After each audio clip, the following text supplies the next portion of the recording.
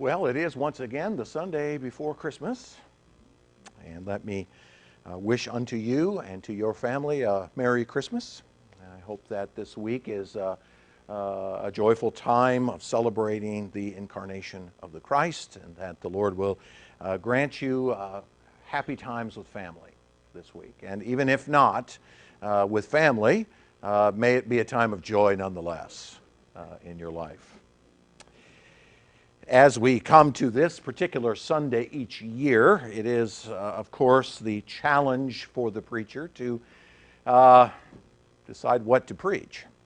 It's always difficult for me because I'm not a topical preacher by training, and so I debated with myself over the course of this week about exactly what it was that I would preach on. There was a very strong voice in my head that suggested we should just continue with our discussion of James 1, considering the fact that we entered into a topic last week that I think is extremely important and valuable to us, and so it's the sort of thing that we should continue to consider, the idea that we are to count it all joy when we meet the various trials of life, when we encounter the various sufferings and tribulations that are ordained into our path, that we are to look and see the long-term value of those things.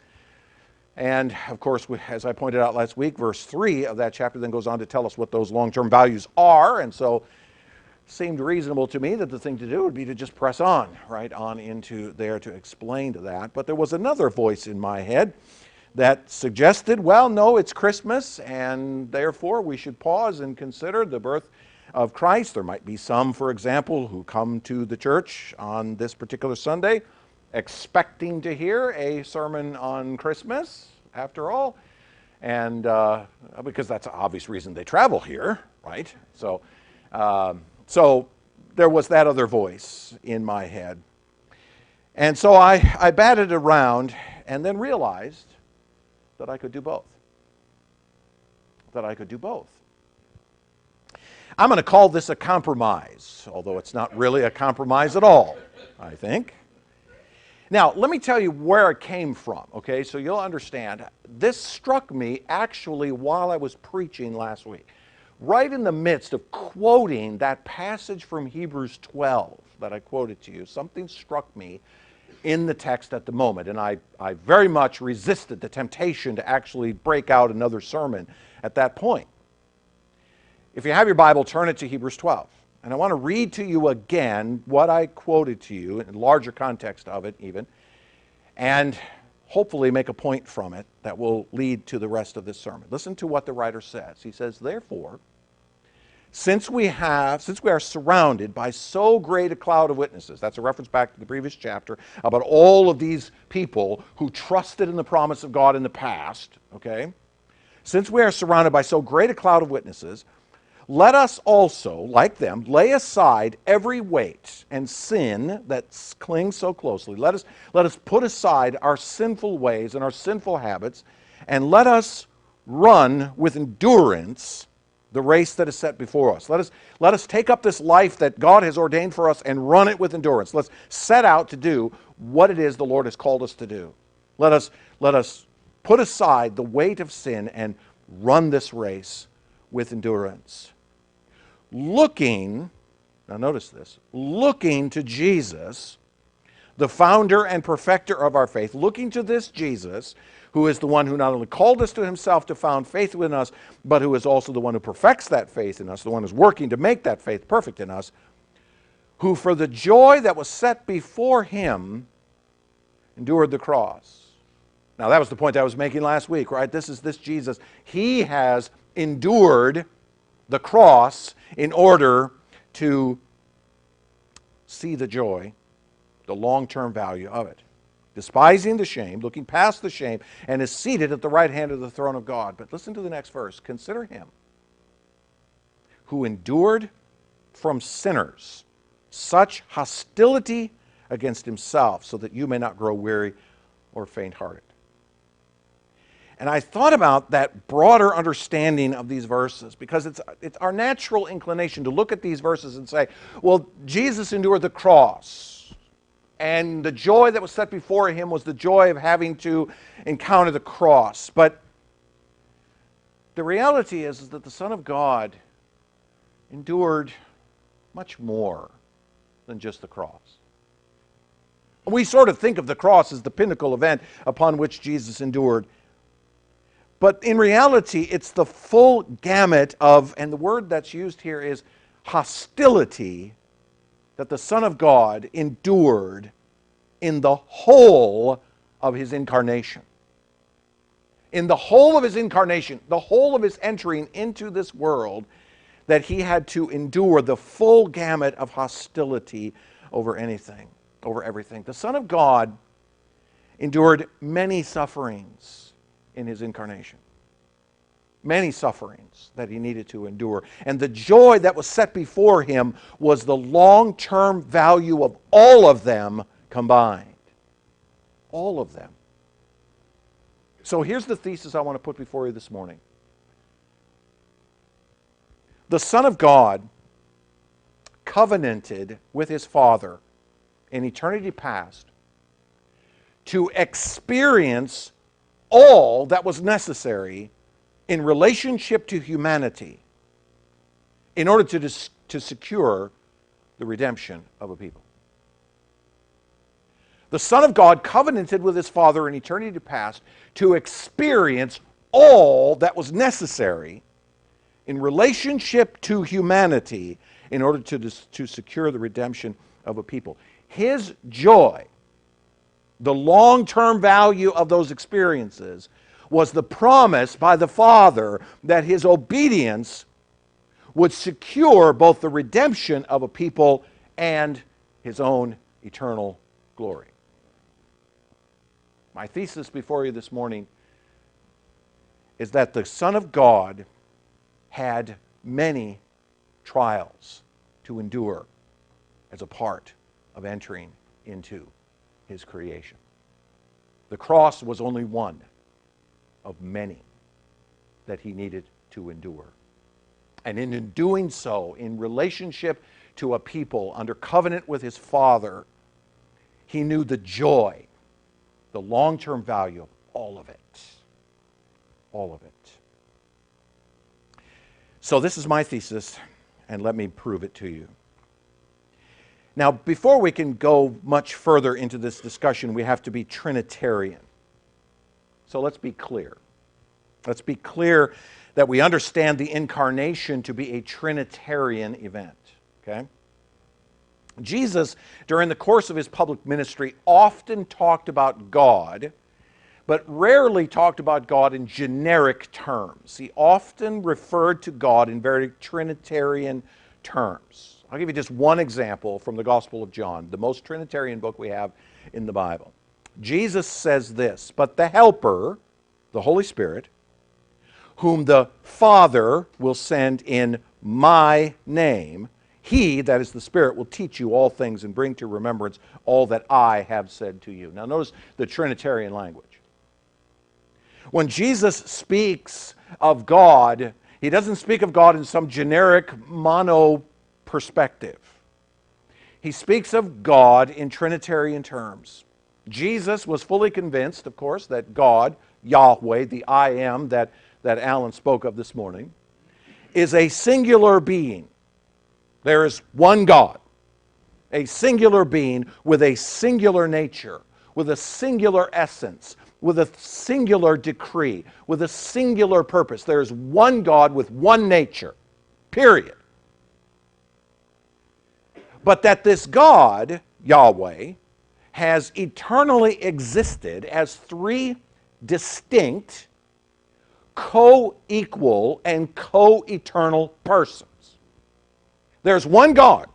There's only one God. His name is Yahweh. He is the I am that revealed himself to Moses at the bush and gave his name. But that God has eternally existed as three distinct persons, with each person possessing the fullness of the Godhead. Everything about God is present in the Father. Everything about God is present in the Son. Everything about God is present in the Spirit. In each of the three persons. They are co-equal and co-eternal persons of the Godhead. And they each possess the fullness of the Godhead. Yet, because they are persons, they are unique. each possessing a particular role. Sometimes we call it the economic Trinity, that indeed each person of the Trinity has a role involved in the singular nature, singular essence, and singular purpose of God.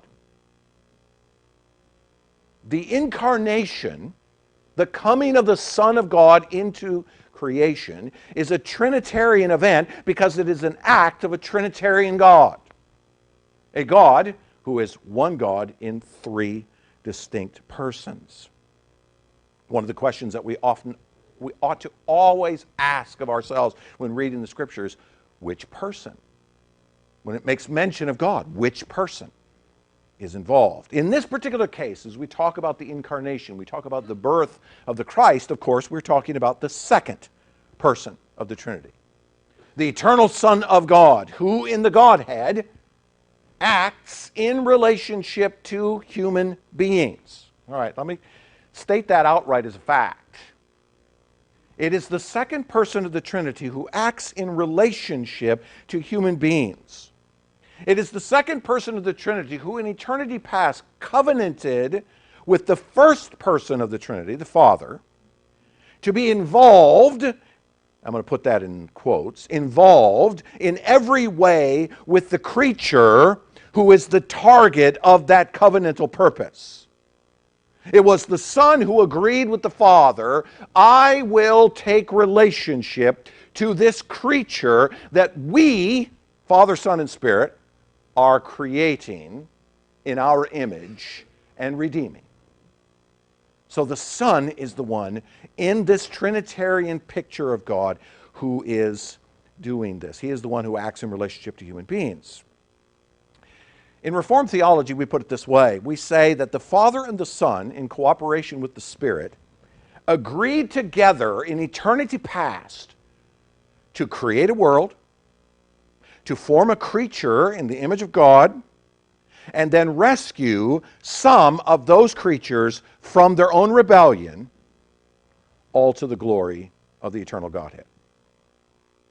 That in eternity past, the three persons of the Trinity covenanted together, we will create a being, we will rescue that being, we will do it all to our glory.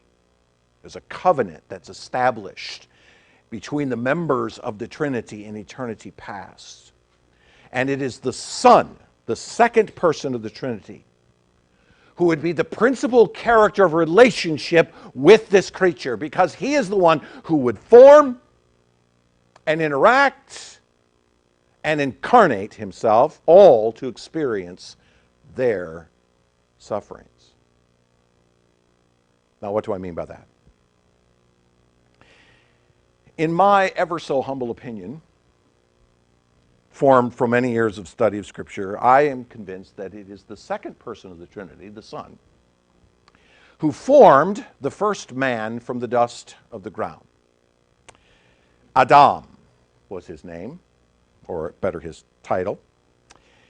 Genesis 2:7, it tells us that after God had formed all things upon the earth, he took some dust from the ground, he formed it into the shape of a man, he breathed into that pile of dust, and the pile of dust became a living being, and the image of God was implanted into that creature. I am convinced that asking that Trinitarian question, which person, it is the second person of the Trinity who stepped down from his Father's side onto the very planet that he himself had helped the Father and the Spirit create, and formed the man after the image that he had in his own eternal mind about what, now get this, he himself would eventually look like when he came into this world.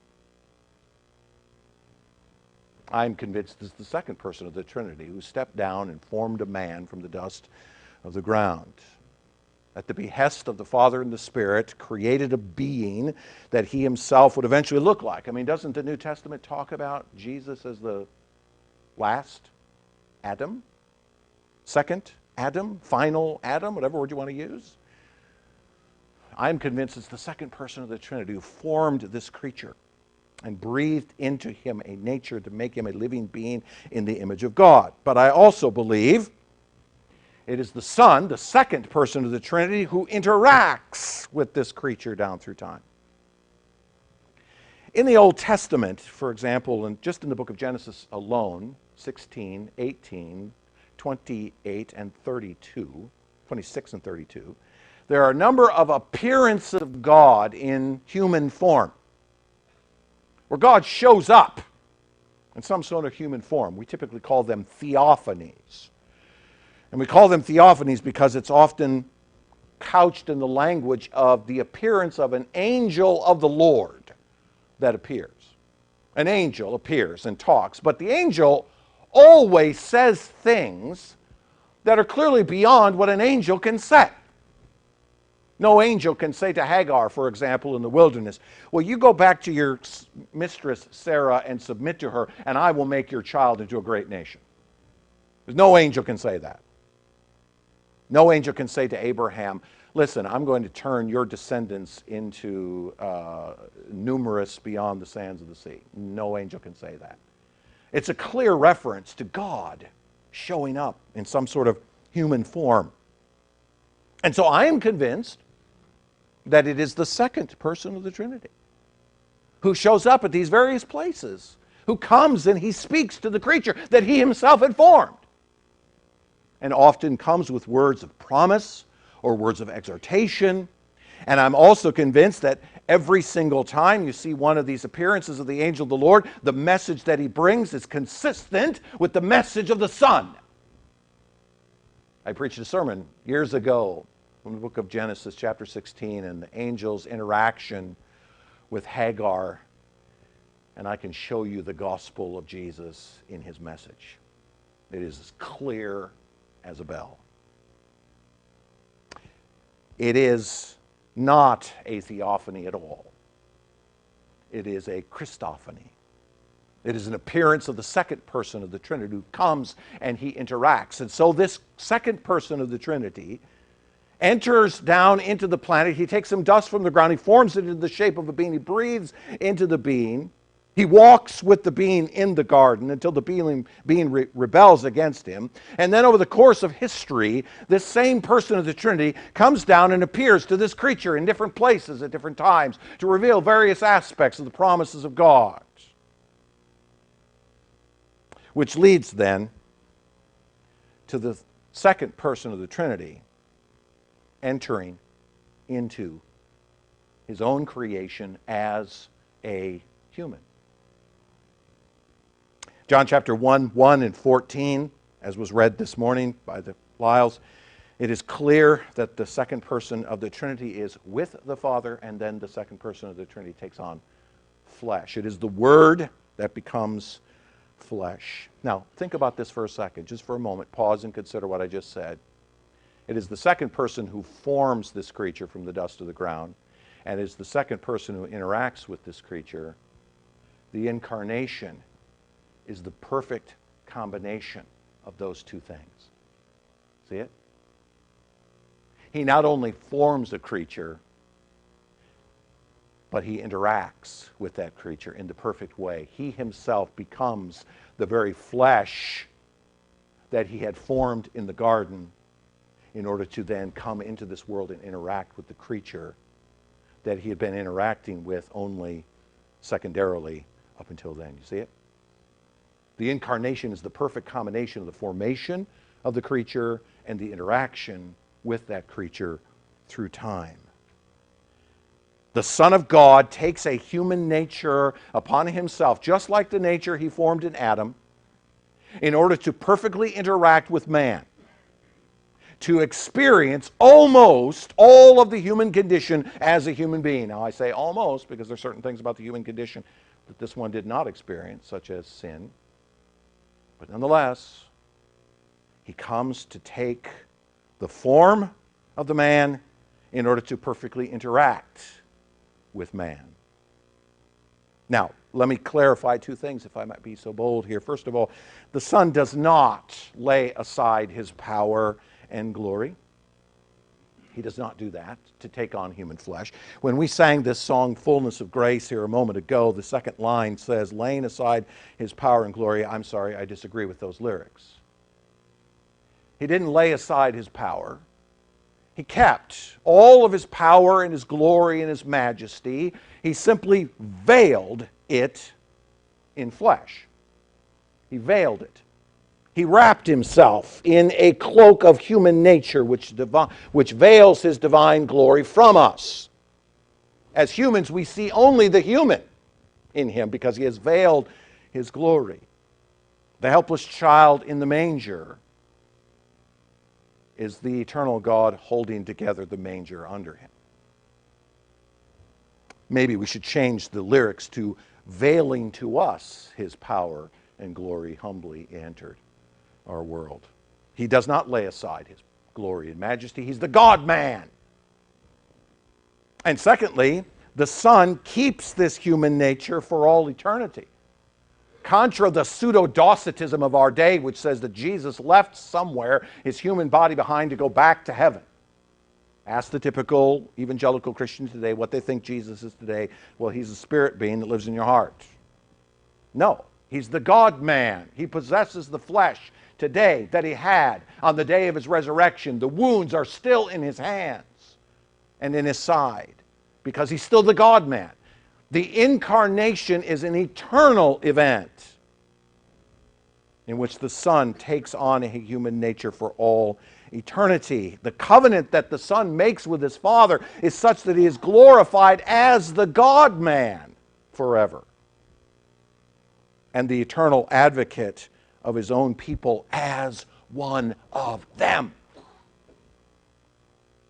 The Incarnation is an eternal event whereby the Son of God takes upon himself a complete human nature so that he can experience all of the human condition. As I called my title of my sermon this morning, the trials of the Incarnation. That the Son can experience the trials of being human in order that he might endure them in order to experience the joy that was set before him by the Father in eternity past. Now, what are these trials? There are many, but I'm going to concentrate just on 4 this morning. First, the first I call the trial of humiliation, having to span the gap between God and man. Now, this is one that's very difficult for us to get our minds around. We have a very difficult time to grasping the immensity of God. If I might just pick one word about the character of God, I'm going to pick the word immensity, the immensity of our God. It's difficult, if not impossible, for us to grasp the immensity of our God. Thus, it becomes very, very difficult to imagine or try to get a hold of the immensity of the gap between God and man. We have, for example, an inability to even grasp the immensity of our own planet. Go down to the beach, stand on the shore, and look south. If you are 6 foot tall and your eyes are about 5 foot 7 inches above the horizon, you can see 2.9 miles into the Gulf before the horizon obscures your view of it. 2.9 miles, that's all you can see. The Yucatan Peninsula is 500 miles due south of Mobile. You can see 2 of the 500 miles between there and just the Yucatan Peninsula. In other words, you can see about 0.6% of the entire distance across. Years ago, I took a plane ride from Los Angeles, California to Sydney, Australia. Did it twice. It's a 15-and-a-half-hour flight, 6,500 nautical miles across the North and South Pacific. At 36,000 feet, looking out of the window, you can see the horizon 200 miles away. At 36,000 feet, you can see 200 miles away. Therefore, below me, based on pi r squared, I could see approximately 63,000 square miles of the Pacific Ocean out the window. Now, I say 63,000. Some of you just whipped out your calculator and went, wait a minute. pi r squared means 125,000, but I can only see out half the plane. So I can only see half the circle. So I could see about 63,000 square miles out of that window. But did you know that that's only 0.1% of the entire Pacific Ocean, which measures 63,800,000 square miles? Yet, as I looked out the window and saw the ocean below going by me at about 550 miles an hour, I was reminded of the fact that I'm crossing the plane of an ocean that exists on a tiny blue dot that's floating around a medium-sized star in the outer bands, about 8 kiloparsecs from the center of a small galaxy, floating amongst somewhere between 100 and 200 billion other galaxies in this universe. And yet, the scriptures say that our God holds all of that in the palm of his hand. We cannot fathom the immensity of God. We cannot fathom how great he is. I'm not even talking about his power. I'm only talking about his size. Okay? We can't even fathom the immensity of this God. The gap between us and the immensity of God is so great that we cannot even begin to imagine it. But the Son of God crossed that gap.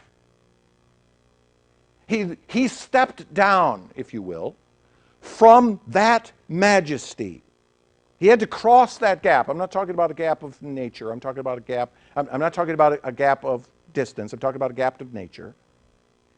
He had to experience the state of veiling that immensity in a little creature about your size. A creature barely able to see 3 miles out into the Gulf. In Philippians chapter 2, Paul writes it this way: have this mind amongst yourself, which is yours in Christ Jesus, who, though he was in the form of God, did not count equality with God a thing to be grasped, but emptied himself. That word emptied doesn't mean gave up, it means veiled. By taking the form of a servant, taking onto himself the form of a servant, being born in the likeness of men. The first great trial of the Son of God was to step down from that eternal place of massive immensity and glory and put himself into the womb of a virgin and be born as a helpless child. We can't even begin to imagine that distance, and yet that is what the Son of God endured. That's what the Son of God was willing to do. I am willing to step down from my eternal, glorious place to become nothing more than a child in the womb of a virgin. But he did it in order to experience what it means to be human. To experience what it means to be like one of us.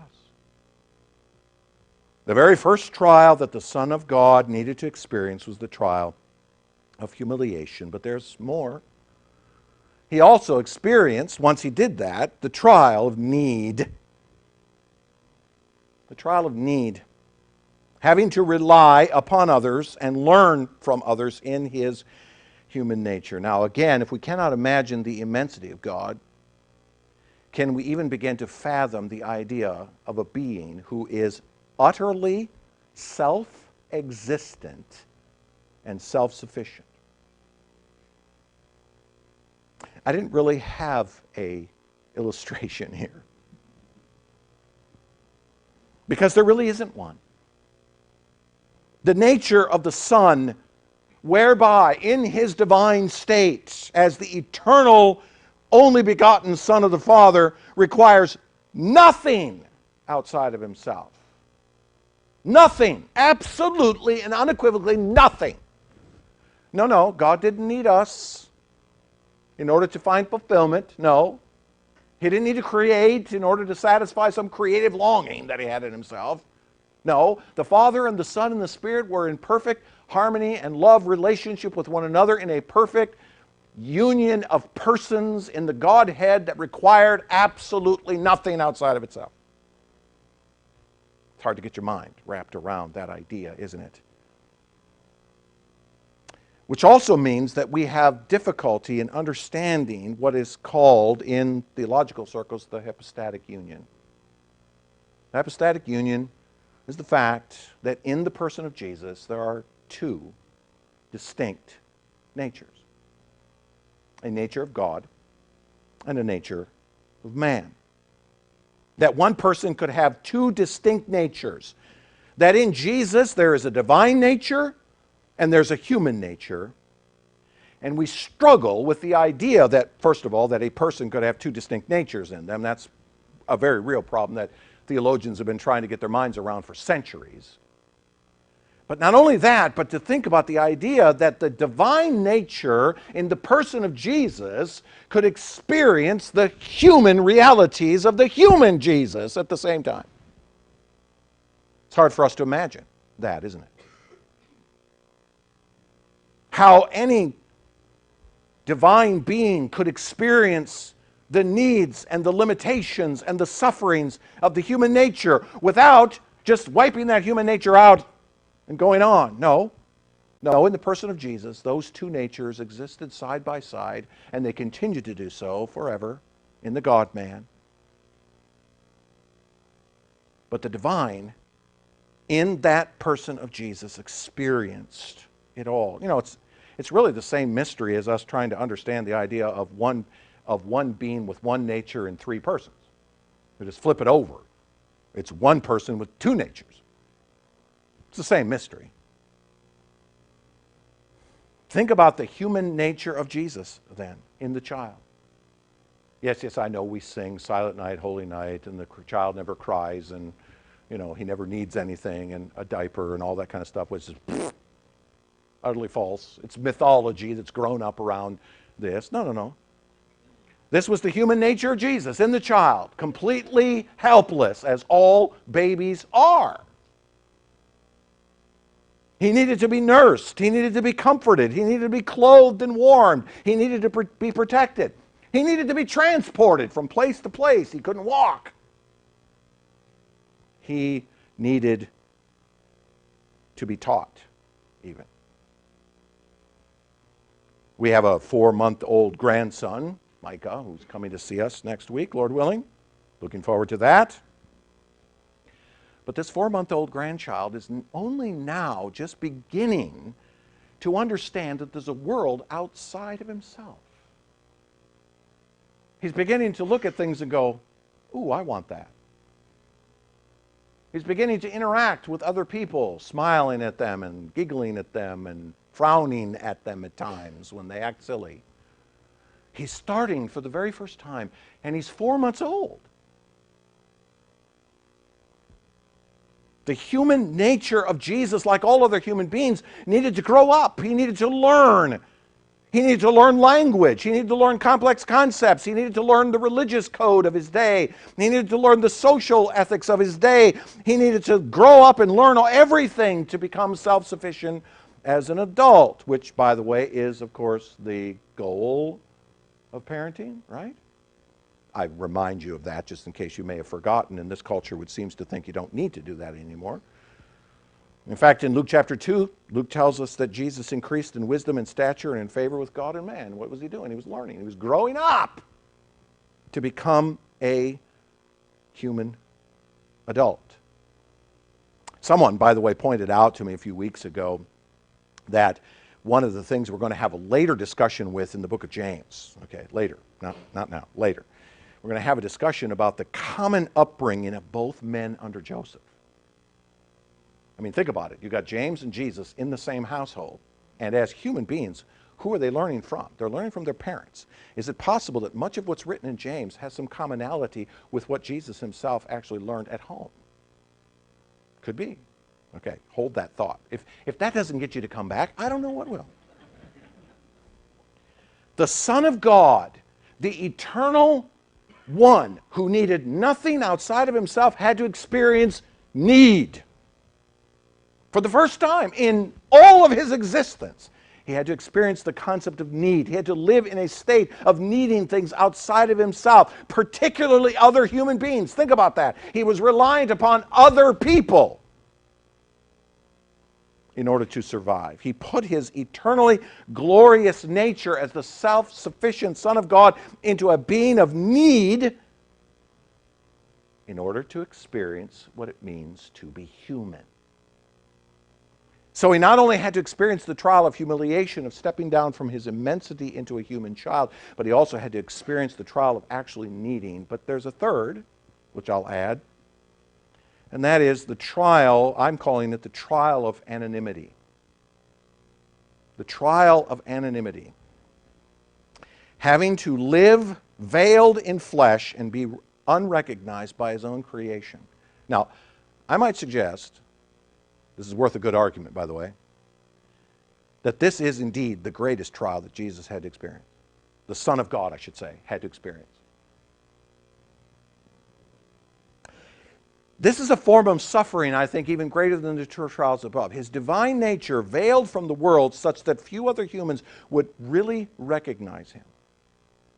Remember, I speculated a few weeks ago that James, remember, didn't really know who his brother was until after the resurrection, remember? Lived in the same house, watched his older brother all his life, and still didn't know who he was. His disciples were often confused about him. Can't read the gospel accounts without coming to the realization that these men often had no idea who this Jesus was. The religious leadership, who should have recognized him, did not, as the fulfillment of their own scriptures. They were the ones most versed in understanding what the Word of God said about the Messiah. They were the ones that showed up and said to Herod, yep, he's going to be born in Bethlehem. You would think they would go, look who this is. But they did not. And most of the world, even today, rejects him as nothing more than a crucified carpenter from Galilee. The vast majority of people celebrating Christmas today have absolutely no idea who this Jesus is. They don't know. They don't recognize him as the Son of God. They don't recognize him as the eternal glorious one. Even today, he lives in this anonymity. Even though we have stories given to us, accounts of events in which he unveiled himself briefly to make himself known. He went up on a mountain. He took 3 of his friends with him. And what did he do? He pulled back the veil. And they got to see his glory. We call it the Transfiguration. Every once in a while, he would do something miraculous that only God could do, like walk on water. If it's not frozen, that's quite a miracle. Calming a storm. Even he has the ability to control the wind and the waves. And of course, probably the greatest unveiling of his glory was his power over life and death. His ability to stand in front of a grave and call a man out who had been dead for 3 days. And I think probably even more than that, the wisdom that came out of his mouth when he spoke. He speaks, and people go, well, that's fascinating. They still didn't recognize him. He walked around in this world as the very Son of God, the eternal, infinite, immense, glorious, majestic one that nobody recognized. Nobody saw him for who he really was. He had to live an obscure human existence in a backwater area of the world unrecognized by most in order to experience the reality of the typical human being who is born, lives a brief life, inevitably dies, and is ultimately forgotten. Because that's the human experience, isn't it? There's very few who have died that we remember.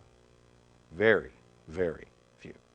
Amongst the billions that have lived. He put his eternal, glorious nature as the immeasurably beautiful Son of God into a being that was utterly humdrum in order to experience what it means to be human. Experience the trial of humiliation, experience the trial of need, experience the trial of anonymity, but he also experienced the trial of rejection. Having to be rejected by his own. Which, of course, is the entire reason for his incarnation, is it not? He was born to be rejected. We could make an argument that the previous three are all subsumed into this one, because the fact of the matter is that he was humiliated into human form to become as one of us, to experience need and to experience anonymity, also that he could be rejected by the very creatures that he himself had formed. John chapter 1, again, verses 9 to 11, the true light which gives light to everyone was coming into the world. He was in the world, and the world was made through him, yet the world did not know him. I can make an excellent argument, by the way, that the world is being used in that case as the world of humanity. Not just physical planet, humanity, people, right? He created them, and then they did not know him. He came to his own, and his own did not receive him. He came to a world of human beings, the very people he himself had formed, the very people that he himself had interacted with in the past, and they didn't know him, and they rejected him.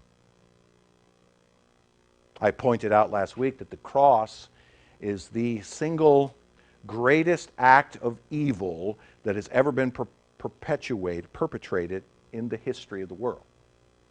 The cross is the single greatest act of evil that has ever been perpetrated. 6 million Jews dying in the Holocaust is nothing compared to the crucifixion of the only innocent one. I'm not suggesting that the Holocaust was a good thing, not by any means. It was a horrible evil. But in comparison, the crucifixion of the Son of God on a cross was far greater than 100 million people dying in the 20th century from war.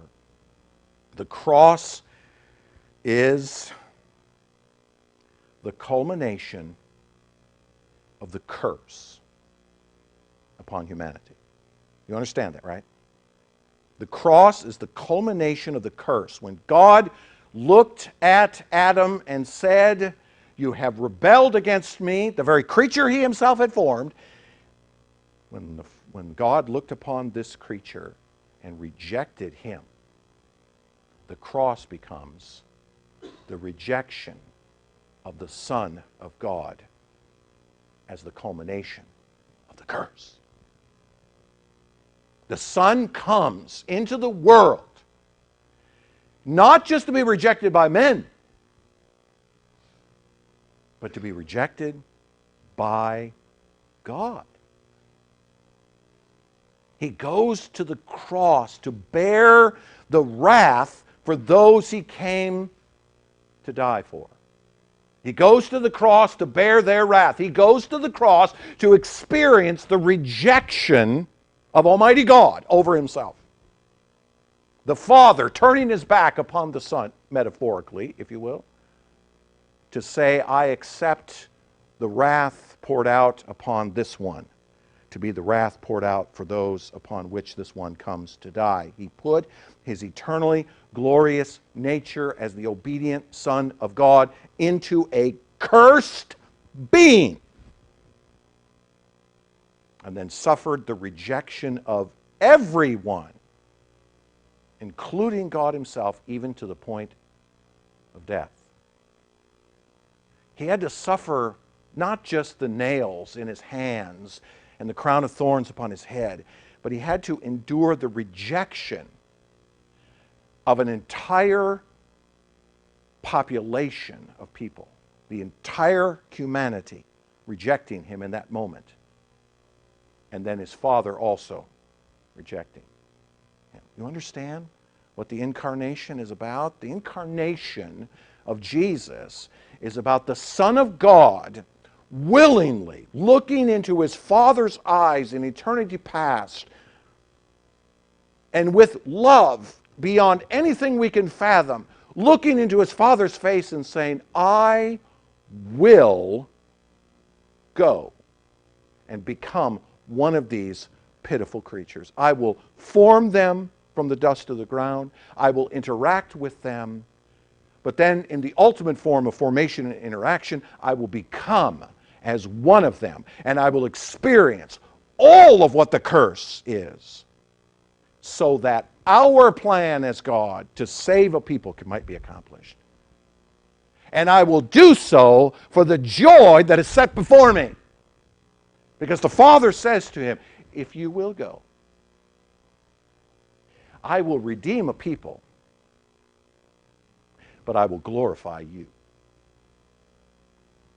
The joy of the Incarnation, then, is the joy of accomplishment. The joy of accomplishment.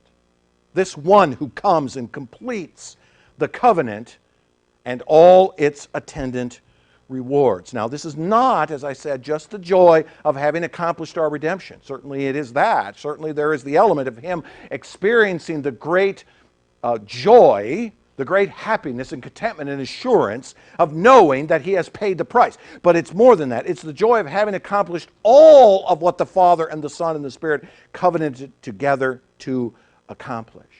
You see that? That's why I'm calling it the trials of the Incarnation, because what the Incarnation is the trials that Jesus experienced in the course of his life. The Son of God, I should say, better. All of what the Son of God experienced in coming down from his high place to become as a cursed creature, to be rejected by all, in order that he might look through all of that from eternity past to eternity future and say, ah, yes, I will do it because all of that is waiting for me. And all of that is waiting for them who will be with me in it. You see? The trials of the Incarnation is for the joy of accomplishment. The entry of the Son of God into the world, his incarnation into a baby lying in a manger, would allow him to experience the sufferings of humanity. And this was the joy that was set before him. The long-term value of the Incarnation was the total glorification of himself for all eternity.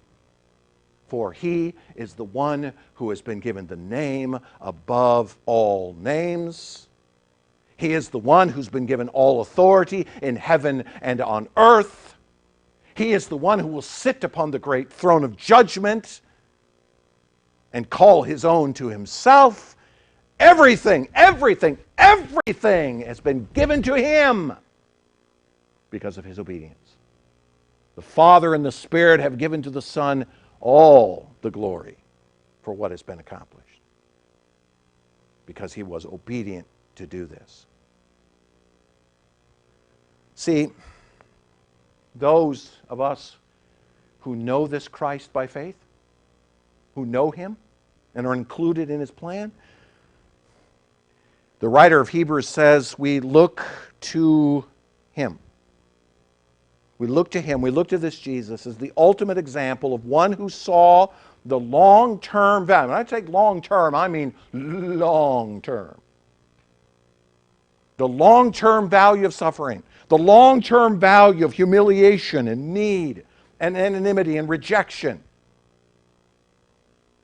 They looked to this Jesus because he understood better than any what it means to look forward to the joy that was set before him.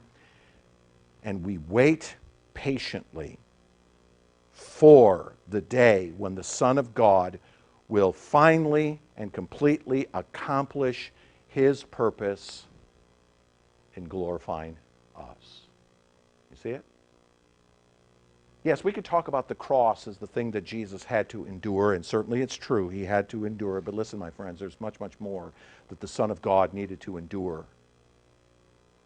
And as far as joy was concerned, the joy that he knew, the anticipation, the comfort, the assurance of knowing as he looked into the future of all that he would do and all those he would bring, becomes for us a tremendous source of hope and assurance, comfort and confidence.